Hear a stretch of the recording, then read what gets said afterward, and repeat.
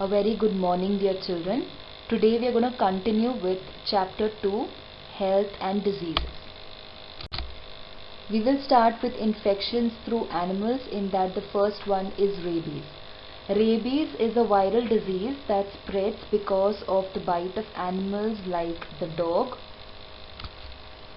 cat, monkeys or even rabbits. But how does the virus spread? The virus enters the tissue from the saliva of biting animals. These animals contain the virus in their spit or saliva, so when they bite any person, the virus enters into that tissue. Once the virus has entered the tissue, it starts replicating. Replicating means they start multiplying and their number increases. When their number is increasing, these viruses move from the peripheral nervous system to the central nervous system, and through the spinal cord they enter the brain. Once they enter the brain, if their number is exceedingly increasing, they may lead to a condition which is called as encephalitis. Encephalitis means inflammation of the brain, and this may also be fatal, which means that it may lead to the death of that person. The virus then continuously increases in number and will be found in all the organs of that particular person.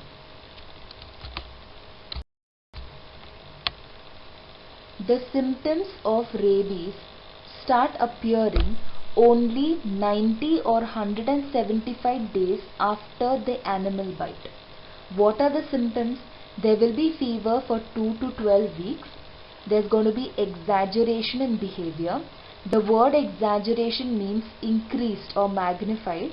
However, here it means that the person is not able to control his or her behavior. And the third symptom is hydrophobia. Hydro means water, phobia means fear. So hydrophobia means fear of water.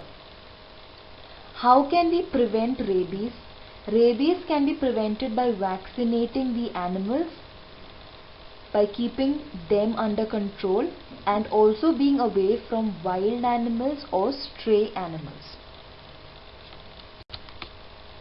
Now we will be discussing non-infectious diseases. In that we have 3: cancer, diabetes and heart diseases. We will start with cancer.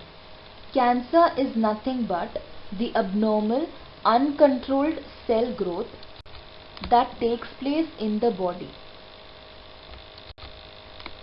Cancer can affect various organs, which include lungs, mouth, skin, blood, stomach and tongue. The actual reason for cancer is not very well known. However, these can contribute to cancer, which includes consumption of tobacco, smoking, alcoholism, not having enough of good nutrient diet, which includes vegetables and fruits, consumption of junk food. The normal symptoms for cancer is there will be lump formation, that is a growth will be seen. This normally is because of the uncontrolled cell growth occurring in a particular area. The other symptoms include problems in swallowing, persistent cough, and any scar or any wound which is not curing very easily or which is not healing very easily.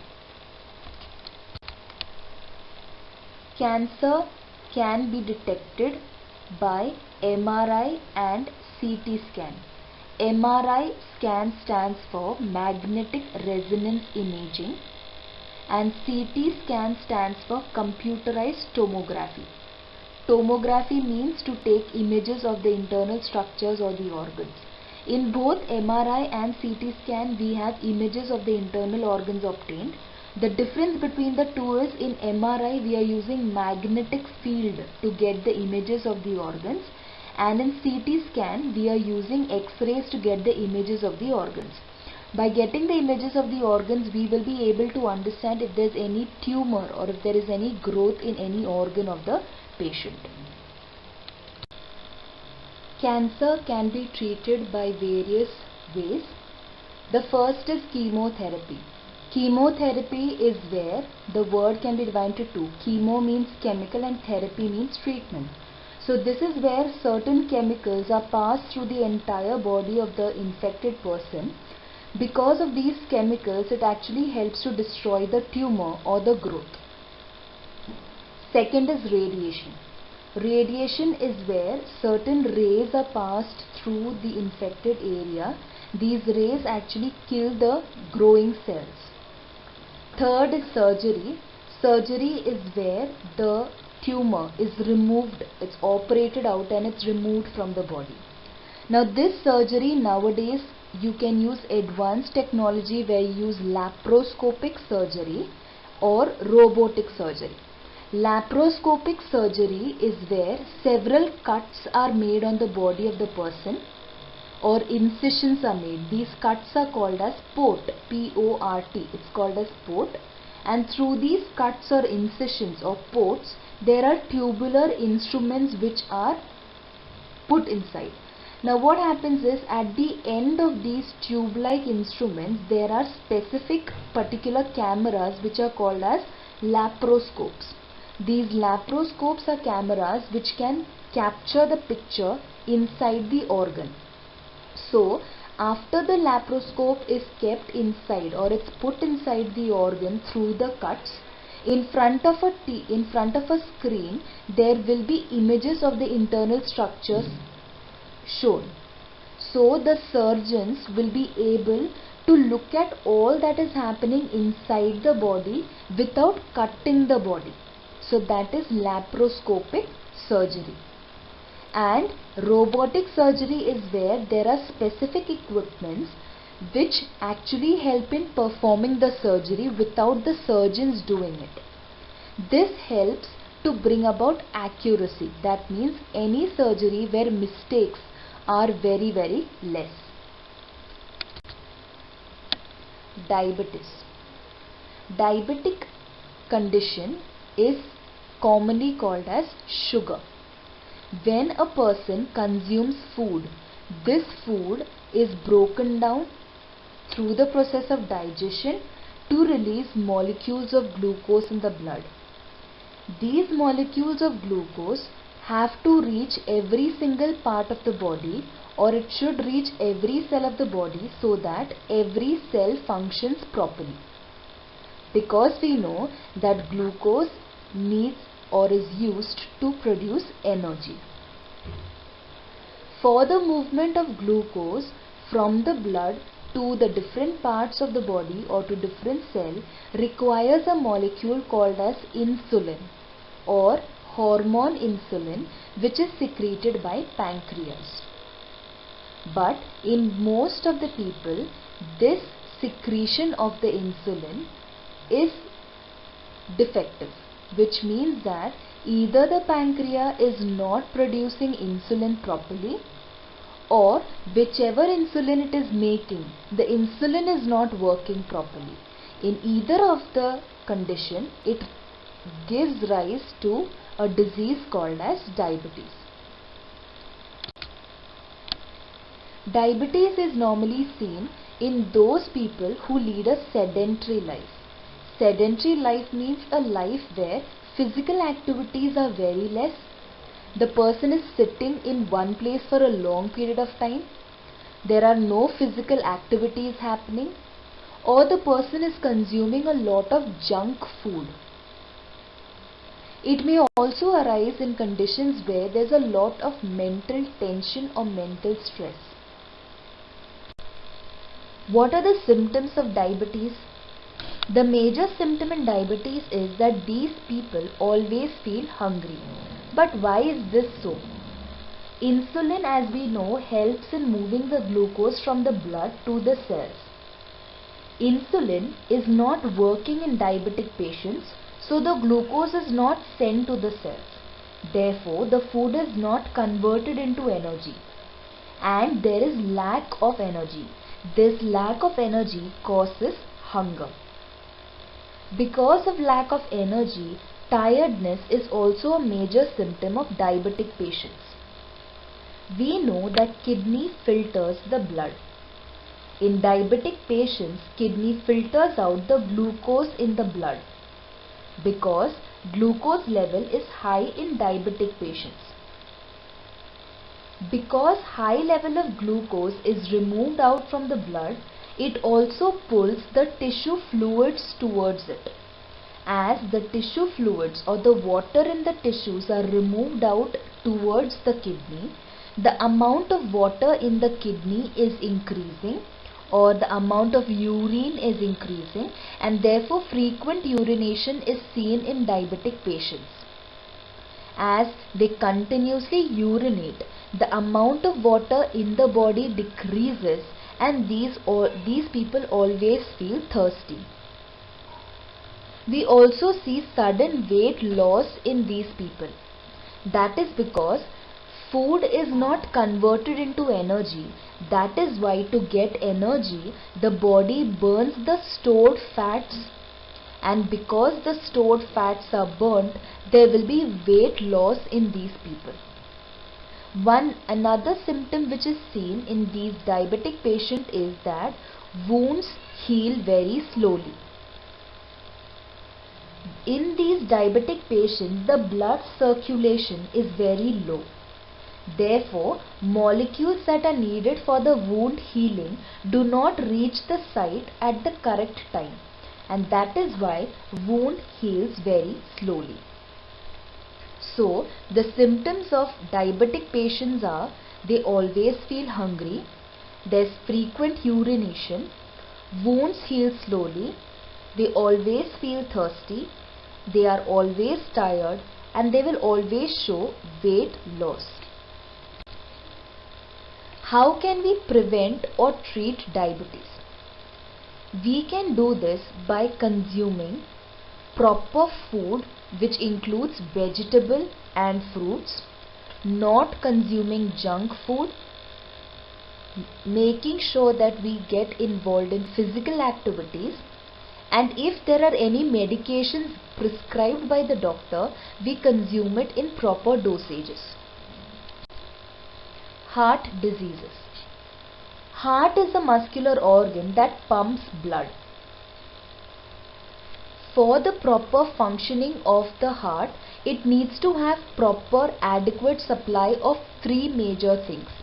It needs to have proper supply of blood, proper supply of nutrients, and also proper supply of oxygen. If the heart does not receive either of these, then there will be problem in its efficiency or problem in its functioning, and this causes a condition called as heart attack. That is when the heart slows down in its functioning or stops functioning. The symptoms of heart diseases are different for males and females. The symptoms in males include discomfort or uneasiness in organs like arm, back, neck, shoulder or jaw. Jaw is the bone that forms the mouth. It also includes chest pain or shortness of breath where the person may find difficulty in breathing. The symptoms in females include sudden dizziness. Dizziness means fainting or even feeling weak. It also includes heartburn like feeling where it feels warm in the chest. There may be cold sweat. Cold sweat means that the person's hands and legs may become cold, but even after that the person may sweat. There's going to be tiredness and nausea or vomiting. Nausea means feeling like vomiting or vomiting. The reasons for heart diseases includes smoking, alcoholism, mental stress and obesity, that is high fat content in the body. Whenever there are heart diseases, for treatment of the heart diseases, any one of these can be done. We are going to look at each one of it. First is Angioplasty. Angioplasty normally is done in those people who have reduced blood supply to the heart because of high cholesterol level. What does that mean? It means that in such patients, the cholesterol, it starts sedimenting or it starts lining up on the walls of the arteries. Arteries are the tube-like structures through which the blood flows. Because the cholesterol is sedimenting or it is lining the walls, it starts blocking the entire blood flow. And as the amount increases, the entire artery gets blocked, because of which the heart does not get adequate amount of blood supply. In such conditions, the heart may stop working. In such cases, angioplasty is done. Angioplasty is where there is a stent or there is a tube-like structure which is inserted into the area where there is cholesterol sedimentation, and then there is a balloon that surrounds the stent. Once it is properly placed in the area, then the balloon is inflated or the balloon is blown. Because the balloon blows, the entire cholesterol is pushed away from the entire artery, and the artery, it is expanded. As it gets expanded, then there will be continuous supply of blood towards the heart and the condition will be turned back to normal. This is angioplasty. This is also called installation of the stent. Installation of the stent means to put the stent. The second one is bypass surgery. Many a times what happens is that the blood flow gets stopped towards in either of the heart muscle. So when the blood flow is getting stopped, what one can do is one can change the flow of blood by putting another route of the blood flow. So as you can see here, there is another route or another route is being made so that the blood flows from the new route and there will be continuous supply of blood happening. That is bypass surgery. The third is open heart surgery. As the name itself is telling us or giving us an idea, this is where the entire chest is cut open and the muscles or valves of the heart, there is surgery performed on those.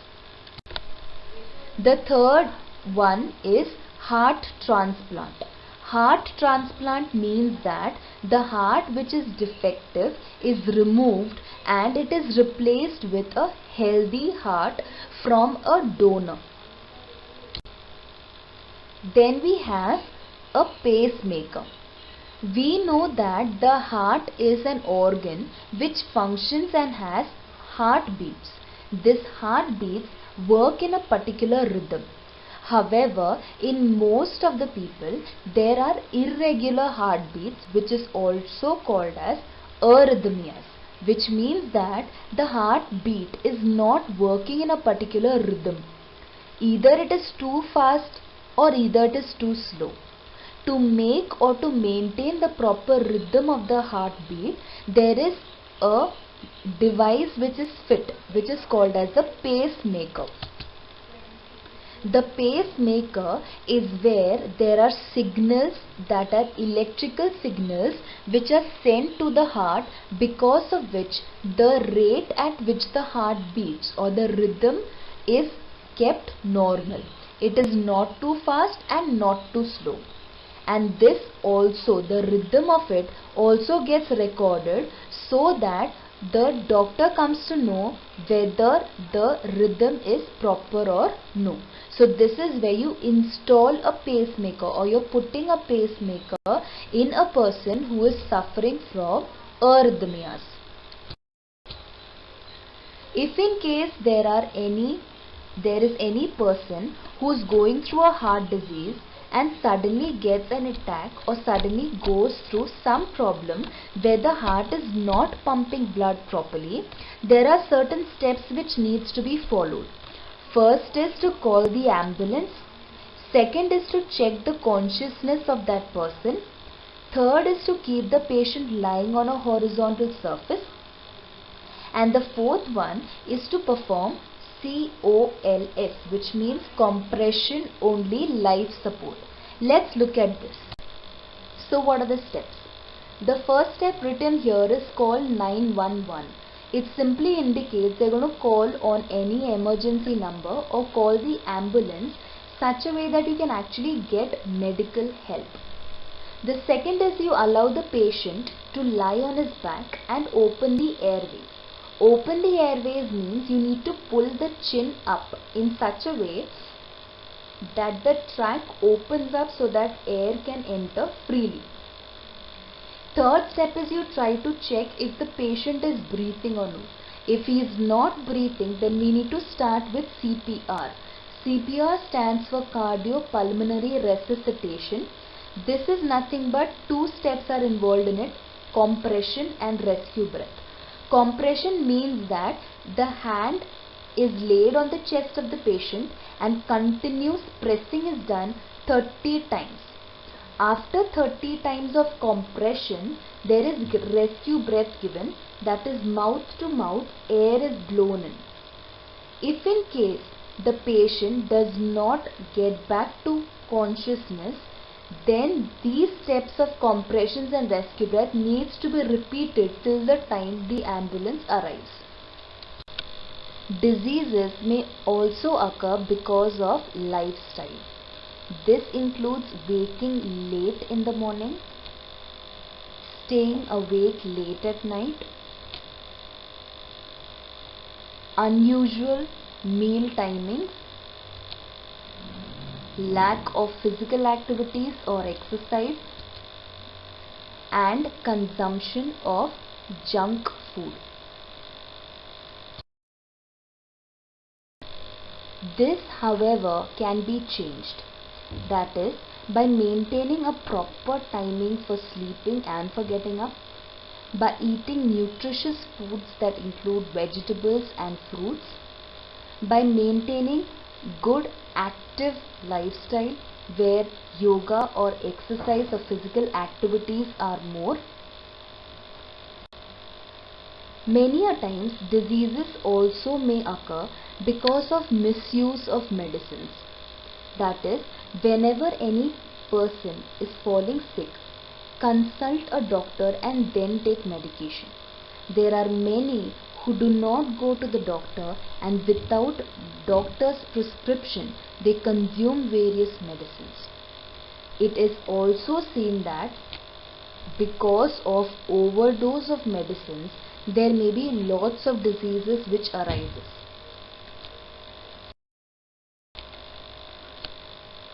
Diseases can also be prevented by taking proper vaccination.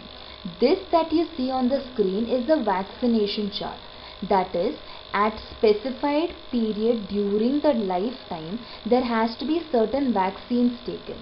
That is, like for example, at birth, the child needs to be given BCG vaccine, needs to be given OPV, that is oral polio vaccine, and hepatitis B. When the child is 6 weeks of age, the child should be given DPT, which is actually a combination of diphtheria, pertussis and tetanus vaccine. OPV again is oral polio vaccine, and hepatitis B. So there are specified vaccines which need to be given at particular period during the lifetime, and that has to be followed strictly. If this is followed strictly, major diseases can be avoided. Even though after maintaining lifestyle and having physical activities, there may be many people who are poor, because of which they are not able to afford to medicines and therefore not able to get proper treatment for the diseases. In such conditions, generic medicines are used, or generic medicines means general medicines. These are those which are available at a very low cost because their production rate is very low. So, poor people will also be able to afford it. The government of India has actually kept Bharatiya Jan Aushadhi Kendra, which was established on 1st of July 2015, in which there are medicines made available to people at a very low cost, so that even those people who are poor can also afford for those medicines. I hope the chapter is clear to one and all. Thank you.